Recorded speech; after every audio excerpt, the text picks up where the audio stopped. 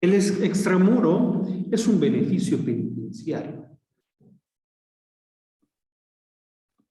¿Ya?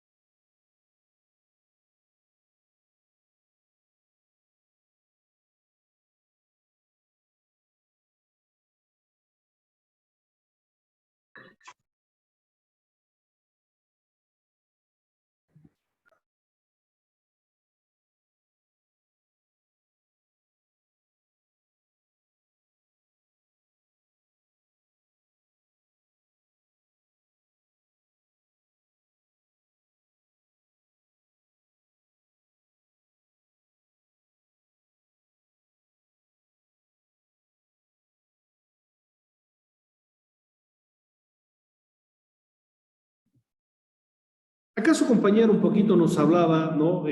Sobre el extramuro, ¿no? Pensaba que era, digamos, parte de lo que es el proceso penal en lo que es la apelación.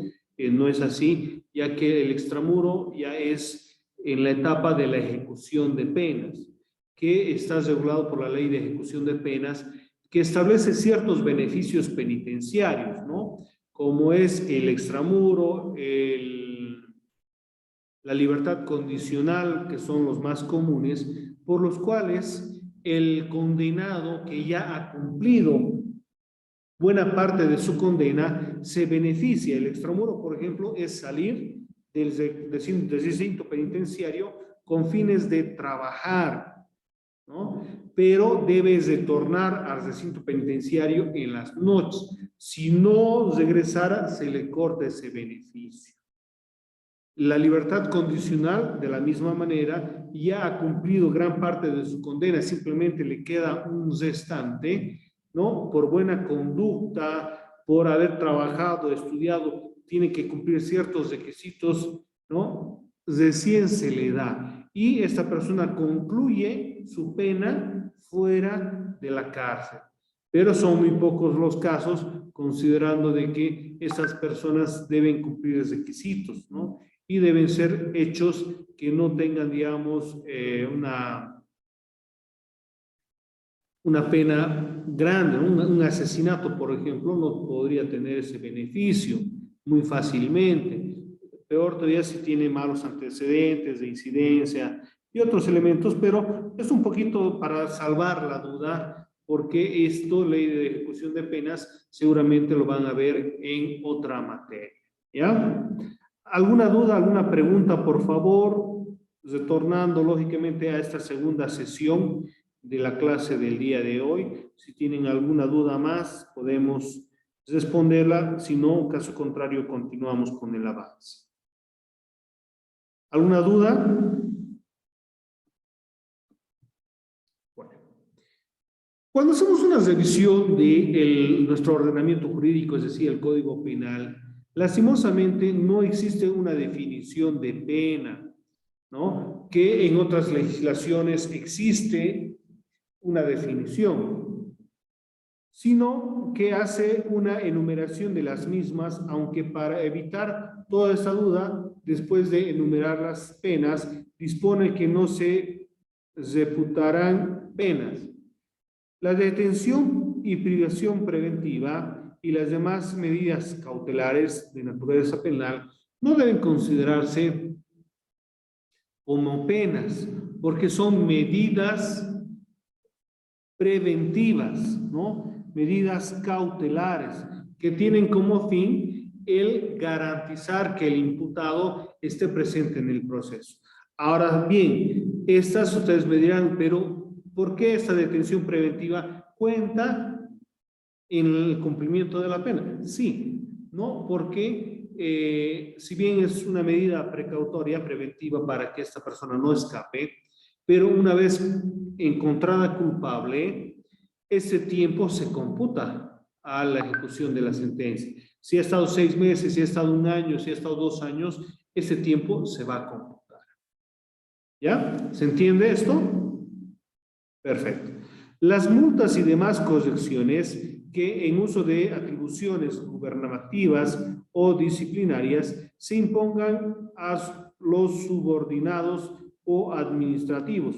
Esto también se puede dar, sabemos, vamos a ver más adelante, que hay varios tipos de penas y castigos. Unos que son económicos, lo que van a ser las multas, pero en algunos casos, por ejemplo, algunos funcionarios públicos que han cometido delitos, la administración pública también tiene pues un procedimiento para sancionar algunas faltas leves, graves o gravísimas según lo que es el ordenamiento administrativo y la ley SAFCO, ¿no? Sin considerar, digamos, delitos, porque esos son investigados y juzgados en la vía ordinaria en materia penal, ¿ya? El artículo 25 del Código Penal señala y puntualiza como sanción. Dice, la sanción comprende las penas y las medidas de seguridad. Tiene como fines la enmienda y las de adaptación. Dentro de una lógica, no da una definición, como habíamos visto, de lo que es la pena. Simplemente hace referencia como finalidad de enmendar la actitud del que ha cometido un delito y buscar un proceso de readaptación. ¿Por qué? Porque la persona que ha cometido un delito entra a la cárcel y en la cárcel debería pagar su castigo y también hacer un proceso de readaptación para que una vez cumplida la condena señalada por el ordenamiento jurídico, este pueda ser restituido a la sociedad. En muchos casos, la población no acepta esta readaptación y muchas veces cuando un recluso sale de la cárcel, sigue siendo apuntado con el dedo y, lógicamente, sigue con esa pancarta, ¿no?, de delincuente condenado. Dentro de la lógica jurídica, toda persona que ha cometido un delito ha pagado su pena. Una vez concluida y pagada su pena, es una persona más de la sociedad. Y ya no tendría que existir ningún tipo de observancia ni prejuicio contra esta persona. Pero la realidad es otra, ¿no?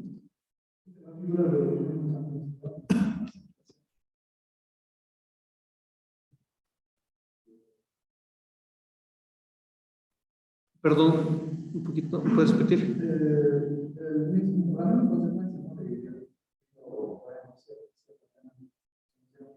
Existe, ¿no? El tema de... Y eso hace, ¿no?, una figura de confusión sobre... Ya. Anteriormente, bueno, el Código Penal todavía dice, ¿no? Una vez una persona condenada, sus antecedentes siguen permanente hasta una rehabilitación, ¿no? O pasado 10 años, dice. Pero la nueva Constitución Política del Estado señala y puntualiza, dice, que una persona, habiendo cumplido su condena, automáticamente se deben borrar sus antecedentes. Eso con la idea, digamos, de evitar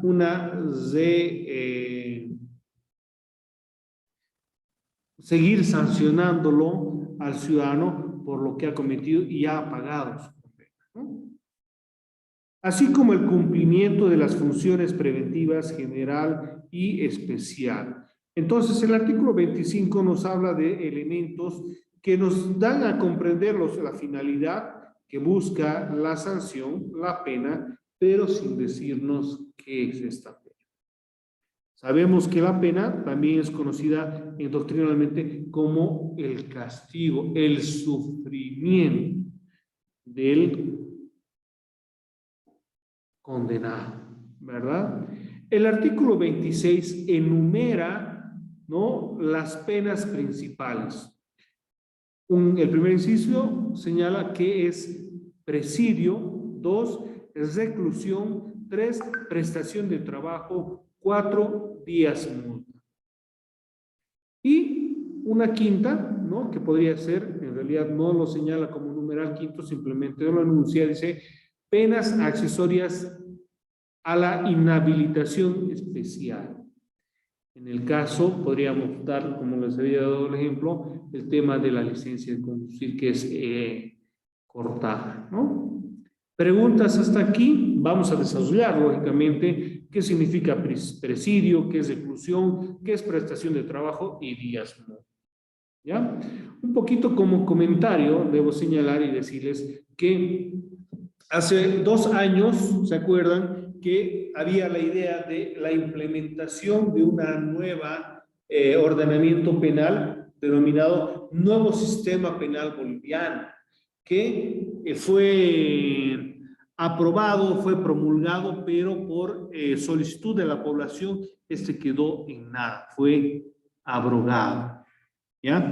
Este ordenamiento jurídico hablaba de otros tipos de penas, por ejemplo, el trabajo comunitario, ¿no? Que iba a establecer una serie de sanciones a hechos menores, no específicamente considerados delitos. Se pretendía crear un cuerpo normativo que denominaba infracciones, ¿ya? Pero eso simplemente como comentario, porque sabemos muy bien que a la fecha no está vigente este ordenamiento jurídico. ¿Qué es el presidio? El artículo 27 nos habla sobre privativas de libertad. Son penas privativas de libertad, señala 3. Una presidio, otra reclusión y otra aplicación. El numeral 1 señala y dice presidio se aplicará a los delitos que revistan mayor gravedad y tendrá duración de 1 a 30 años. En los concursos, el máximo no podrá en ningún caso exceder los 30 años. Entonces, se habla de presidio cuando la reclusión sea en recinto penitenciario de 1 año a 30 años. Eso es presidio. La reclusión, dice, la reclusión se aplica en el numeral 2 del artículo 27. La reclusión se aplica a los delitos en menor gravedad y su duración será de 1 mes a 8 años. Un poquito contradictorio, ¿no? Porque si decimos que presidio es de 1 a 30 años, entonces, ¿cuál es la diferencia en la penalidad de 1 a 8 años que puede entrar como presidio o como reclusión?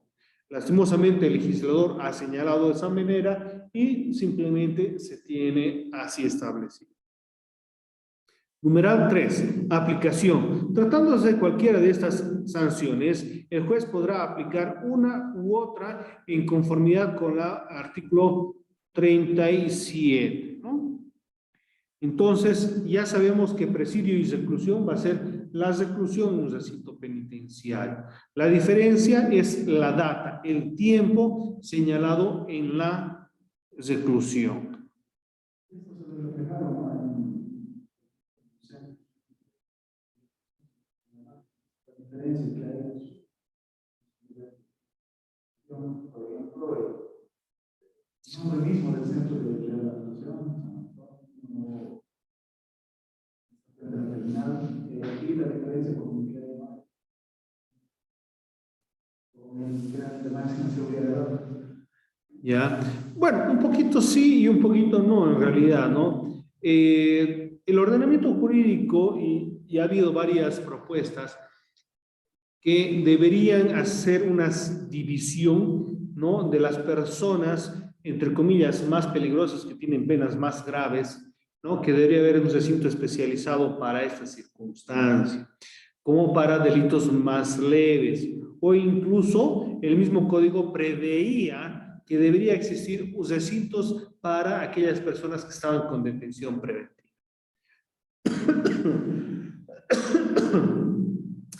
La realidad es muy diferente. Perdón. La realidad es muy diferente, ya que en los mismos recintos hay personas con detención preventiva, hay personas con reclusión y hay personas con presidio. ¿Ya? En el ABRA hay personas con detención preventiva. Yo también pensaba lo mismo que en algún momento, porque esa era la idea cuando se construyó la cárcel de Labra, que tenía que ser un recinto de máxima seguridad. Lastimosamente, a nivel de Bolivia y los recintos penitenciarios, el Abra no es considerado de máxima seguridad. Los únicos dos son Palmasola y Chonchocoro, ¿no? Cochabamba debía haber tenido un recinto de máxima seguridad, pero lastimosamente no tiene. Ahora, si bien, digamos, hay otros recintos penitenciarios, por ejemplo, aquí en Cochabamba, en lo que es la ciudad, tenemos San Sebastián Varones, San Sebastián Mujeres, San Antonio, igual ahí hay personas con o sentencias ejecutoriadas, hay personas con detención preventiva. Hay otros también en Sacaba, en Quillacollo, San Pedro, San Pablo. Hay también en Arani, ¿no? La carceleta de Arani, que son los diferentes recintos penitenciarios que tenemos en Cochabamba. ¿Ya? En Santa Cruz tenemos Palmasola, en La Paz, Chonchocoro y San Pedro también, ¿no? En Oruro, creo, en Potosí tenemos San Roque, en Cantumarca también tenemos, ¿no? Y así hay diferentes recintos penitenciarios en todo el país. Pero los únicos de máxima seguridad serían Palmasola, en lo que es su sector de máxima seguridad, y lo que sería Chonchocoro, ¿ya? Pero sería interesante, ¿no? De que se pueda en algún momento crear recintos penitenciarios para una división de los reclusos. El artículo 28 nos habla sobre otro tipo de pena, que es la prestación de trabajo. Dice, la pena de prestación de trabajo en beneficio de la comunidad obliga al condenado a prestar su trabajo en actividades de utilidad pública que no atenten contra su dignidad y estén de acuerdo a sus capacidades. Esta pena debería prestar un servicio en el sector público, dice. Yo les comento que tuve la oportunidad de encontrar una persona que estaba pagando esta pena, ¿no? De prestación de trabajo. Cuando yo trabajaba en el municipio de Sacaba, Quillacollo, trabajaba en la alcaldía y en el área legal había una persona, no por el tema, digamos, de evitar discriminar, nada, sabíamos que estaba pagando su castigo, prestación de trabajo, pero más datos no teníamos. El director de asesoría legal sabía cuáles eran sus antecedentes, todo esto, pero nosotros sabíamos de que estaba pagando un castigo, ¿no? Una pena. Entonces venía por la mañana, trabajaba, nos ayudaba en algunas diligencias y bueno, después se retiraba. Esto en virtud a lo que dice, ¿no? No atentar contra la dignidad, porque no le hacíamos hacer cosas inhumanas, era un trabajo, ¿no? En función a la utilidad pública y de acuerdo a sus capacidades. Esta persona era, creo que era estudiante o egresado de la carrera de Derecho, por eso también estaba en esa área, ¿no? La presentación de trabajo no impedirá en la actividad laboral normal del condenado. Eso quiere decir de que sus actividades laborales no tenían que ser las mismas que en las cuales prestaba su trabajo. Por ejemplo, esta persona que les decía que prestaba este servicio en la alcaldía de Quillacollo, solo iba a las mañanas, durante 3 horas, y después realizaba sus actividades normales. Él era taxista, ¿no? Entonces, trabajaba 3 horas en la mañana y en la tarde ya realizaba sus actividades que le producían económicamente. Se cumplirá en los establecimientos públicos. Es por esto de que debía trabajar en una institución pública, por eso en la alcaldía de Quillacollo. Y en las asociaciones de interés general, en los horarios que determine el juez, tendrá una duración máxima de 48 semanas y semanalmente no podrá exceder las 16 horas ni ser inferior a 3 horas. Entonces ahí se cumplía. 3 horas venía en las mañanas, ¿no? 16 horas. 16 horas dividido entre 3, venía 5 días a la semana. Entonces, se cumplía lo señalado por el artículo 28, la prestación de servicio no de ese individuo. Y lógicamente no podía durar el máximo señalado por el mismo artículo. ¿Alguna duda, alguna pregunta, algún comentario tal vez? Me queda una duda, ¿no? Uno que hemos tocado de que el tiempo era complicado, ¿no?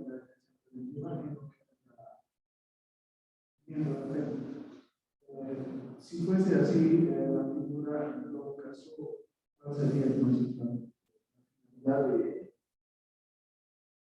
aplicar más el procedimiento abreviado?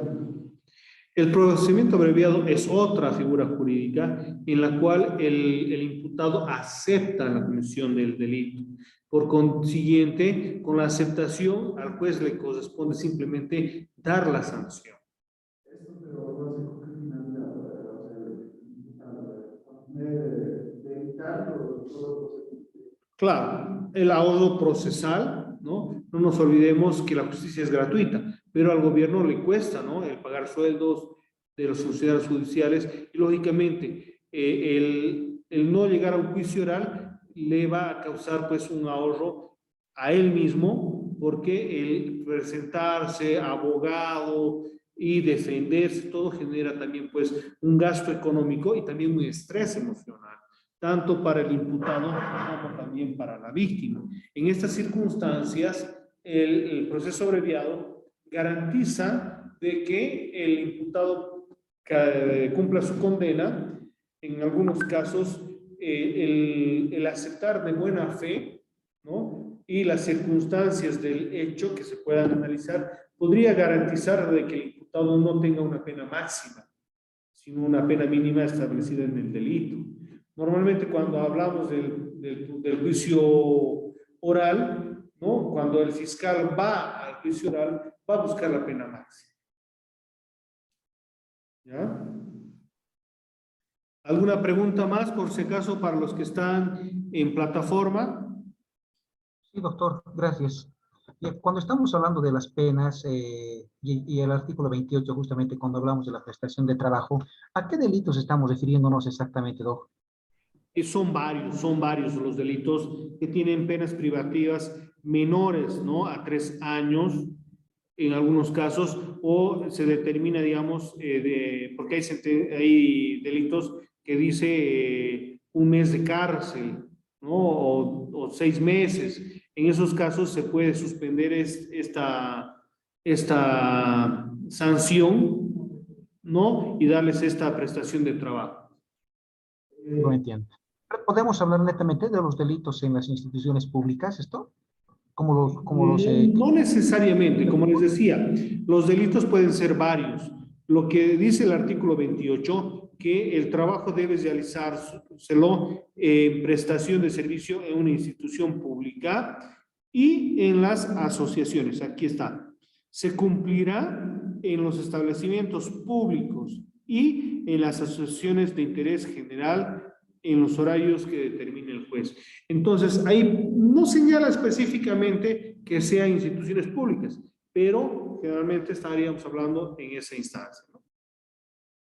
Porque debe controlarse, debe supervisarse el cumplimiento de esta prestación de trabajo. Claro. Y ahora dígame, normalmente esto me imagino que está relacionado, ¿no? con el oficio y o profesión que ejerce el individuo. Exactamente, también la misma norma señala, ¿no? Que no vaya en contra de su dignidad primero y esté de acuerdo a sus capacidades. Imagínense, por ejemplo, a un albañil no lo voy a poner pues a hacer otras actividades más que en su rubro, en su actividad, ¿no? Entonces, un albañil podría ir a trabajar, por ejemplo, en alguna actividad pública, prestación de algún servicio en su área. ¿Se entiende? Claro, claro, claro, entiendo.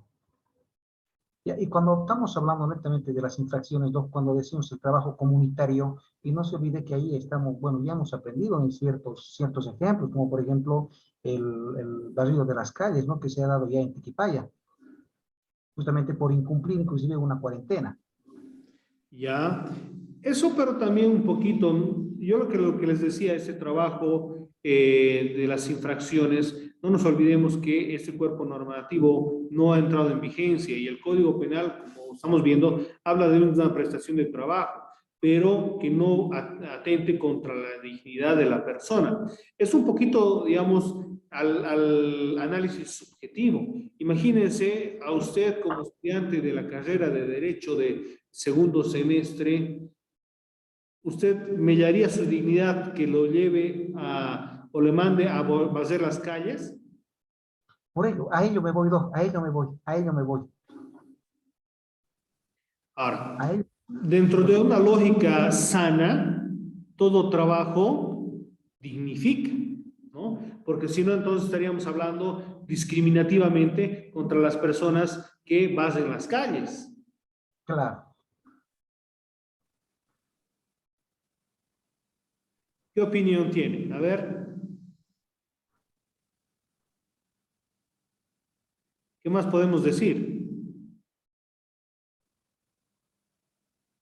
Había la idea, por ejemplo, de en algún momento, ¿no? Estas sanciones que las personas se dediquen a barrer las calles, a limpiar las plazuelas, incluso a levantar la basura del río Rocha, a limpiar el parque Tunario. O sea, hay varios aspectos que se podría hacer, ¿no?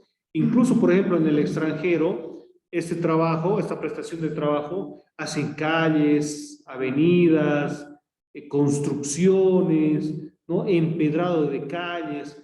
Imagínense esto. Aquí en Bolivia no se podría dar porque obviamente generaría un procedimiento especial de seguridad, ¿no?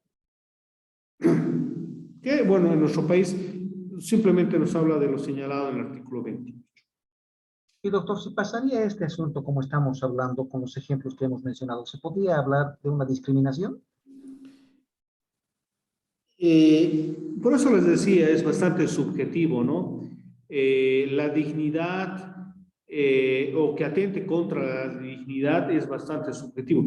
Yo, por ejemplo, puedo considerarme el condés de Carabás, ¿no? De sangre azul, y para mí va a ser pues indigno que me lleven a barrer, ¿no? Pero dentro de la lógica, el más y el menos en su casa barren. Entonces, no consideraría, ¿no? Un aspecto discriminatorio o que vaya en contra de la dignidad que pasa en las calles. Pero, como les digo, esto se va un poco a la interpretación subjetiva que pueda tener una persona. Imagínense a un funcionario público de alta jerarquía que les sancionen con que vaya a barrer durante un mes la plaza principal de su municipio. ¿Atentaría contra su dignidad? Un poquito estamos hablando de calidades, ¿no? Aunque la misma Constitución señale de que todos somos iguales, pero hay jerarquías, ¿no? Como en la policía, como en el ejército y obviamente también en los cargos que se ocupan. Claro. ¿Algún comentario más? ¿Algo más, Willy? No, doctor, muchas gracias. Listo, a usted. ¿Algún comentario más, por favor? ¿Alguien?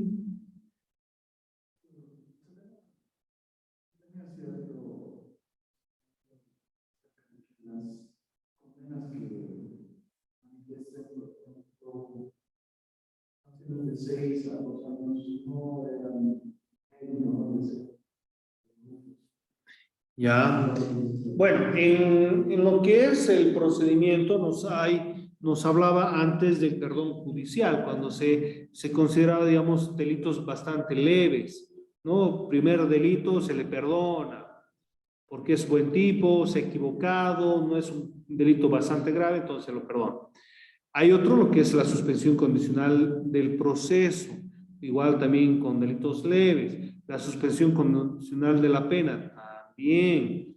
Entonces, son varias circunstancias en las cuales una persona no entra a la cárcel.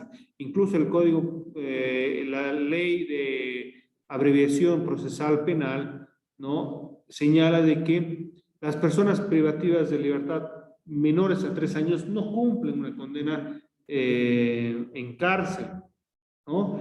Pero está modificado y ha elevado a 6 años.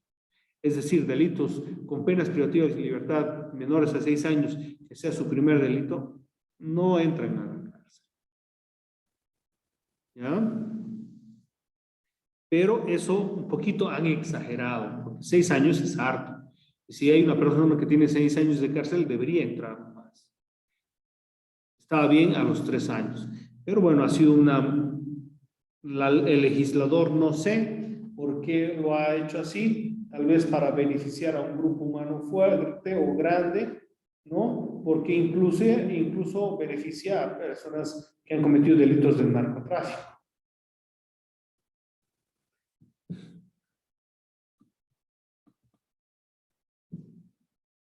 La prestación de trabajo solo podrá ejecutarse con consentimiento del condenado.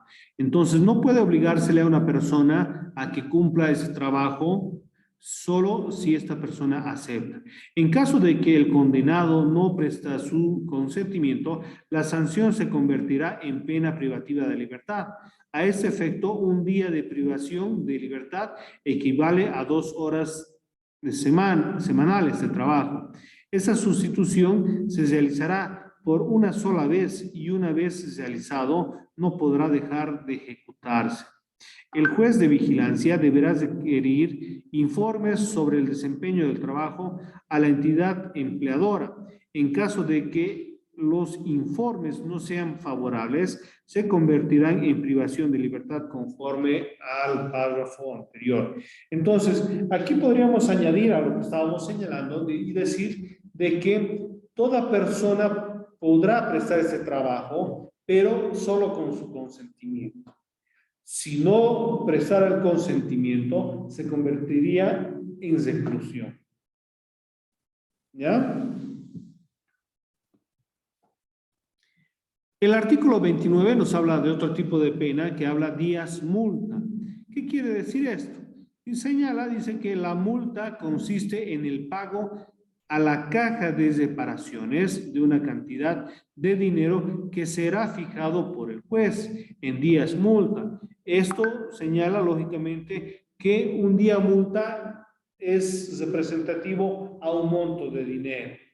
¿Ya? Esto es en virtud al salario mínimo nacional establecido. Vamos a ver. En función a la capacidad económica del condenado y sus intereses diarios, su aptitud para el trabajo y sus cargas familiares consideradas al momento de dictarse la sentencia. El mínimo será de un día multa y el máximo de 500 días multa. Las cuotas que el condenado deberá pagar no superarán al máximo embargable de su sueldo, si este fuera su única fuente de recurso. El monto máximo total del día multa no podrá sobrepasar de 25 salarios mínimos mensuales nacionales. Si el condenado no da información suficiente sobre sus ingresos, patrimonios u otras bases para el cálculo de una cuota diaria, entonces ella podrá evaluarse estimativamente. En la resolución se señalará la cantidad de días multa, monto de la cuota diaria y el plazo de pago. En estas circunstancias, como que no se podría entender claramente. Hubiera sido ideal que diera 100 bolivianos día, ¿no? Aquí hace un parámetro de en virtud al salario mínimo nacional, a los ingresos, que puede ser más o menos. La persona de menores escasos recursos pagará menos, el que tenga mayores recursos económicos pagará más.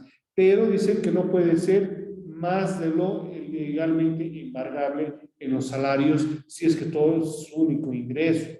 Ahora sabemos muy bien, ¿no? Muchas personas siempre se avivan y siempre van a decir, ah, no, yo simplemente recibo mi sueldo de lo que trabajo, pero aparte recibe alquileres, otros beneficios, ¿no? Económicos. Pero, dice, si la persona no acredita fehacientemente sus ingresos, se hará un estimativo. ¿Ya? ¿Se entiende esto de los días multa, por favor?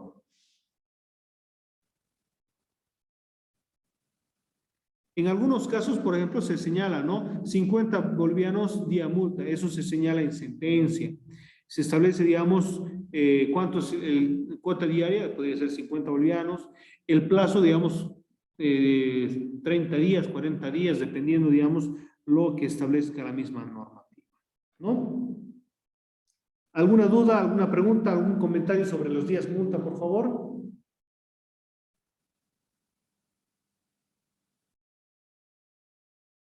¿No hay dudas? Continuamos entonces. El artículo 30 nos habla sobre la conversión. Dice, cuando se imponga conjuntamente la pena de días multa y la pena privativa de libertad, no procederá la conversión de los días multa en privación de libertad. En los demás casos, la conversión procederá cuando el condenado solvente no pagare la multa. ¿Qué quiere decir esto? Cuando hablamos de días multa, tenemos que pagar dinero, pero dice que puede haber en el caso en que se den los dos castigos, días multa y pena privativa. En esta circunstancia no se convierte, tiene que entrar a la cárcel, si dice una semana, 10 días, 20 días, 30 días, tiene que entrar y aparte tiene que pagar. Antes de la conversión, el juez podrá autorizar al condenado a amortizar la pena pecuniaria. Mediante prestación de trabajo, también podrá autorizar el pago de la multa por cuotas, fijando el monto y fecha de los pagos, según su condición económica, o procurar que la satisfacción, la multa, haciéndola efectiva sobre los bienes, sueldos u otras entradas del condenado. El pago de la multa en cualquier momento deja sin efecto la conversión y descontándose el tiempo de ejecución que hubiese cumplido el condenado en la proporción establecida.